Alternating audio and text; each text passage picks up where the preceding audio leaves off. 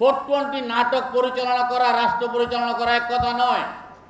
আমরা কোনো নাট্যকারকে আমরা এই উপদেষ্টা মণ্ডলী দেখতে চাই নাই। যারা আহত হয়ে আজকে হাসপাতালে কাতরাচ্ছেন, হয়তো সবাইকে বিদেশে পাঠানো সম্ভব নয়, কিন্তু আপনারা বিদেশ থেকে ডাক্তার এনে আপনার চিকিৎসা করান। বারবার বলেছি 6 মাস পরে কয়েকজন ডাক্তার এসেছেন, যেটা তারা ক্ষমতায় যাওয়ার 6 দিনের মাথায় করা যেত। আজকের এই উপদেষ্টা পরিষদ, এই সরকার অধিকাংশ উপদেষ্টা সম্পূর্ণ ব্যর্থ। এই আওয়ামী দোসর ফ্যাসিস্ট খুনিদের সবাই পালিয়ে গেছে, এটা আমি বিশ্বাস করি না। অনেকেই বাংলাদেশে আছে, তাদেরকে গ্রেফতার করা হচ্ছে না, তাদেরকে আশ্রয় বস্ত্র দেওয়া হচ্ছে।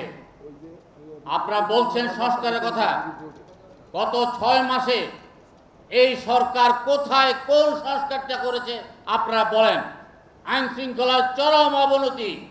আজকে আহতদের পক্ষে আজকে বারবার প্রধান উপদেষ্টার কাছে ধর্ণা দেওয়া হচ্ছে, কিন্তু স্বাস্থ্য উপদেষ্টার একটাই মন্তব্য যে কানে দিয়েছে তুলো, পিঠে দিয়েছে কুলো। কারণ তারা এই বিজয়ের চেতনা ধারণ করে না। 420 নাটক পরিচালনা করা, রাষ্ট্র পরিচালনা করা এক কথা নয়। আমরা কোনো নাট্যকারকে আমরা এই উপদেষ্টা মণ্ডলী দেখতে চাই নাই। আমরা বারবার বলেছি সৎ, যোগ্য, দক্ষ, কর্মঠ লোক দিয়ে আপনারা উপদেষ্টা মণ্ডলী পুনর্গঠন করুন, দৃঢ়ভাবে দেশকে শাসন করুন। আমরা সবাই আপনাদের পাশে আছি। কিন্তু সরকার যেই গতিতে চলছে, এই গতিতে চললে আজকে ফ্যাসিস্টরা আজকে আবার ফিরে আসার দুঃশাসন দেখাচ্ছে।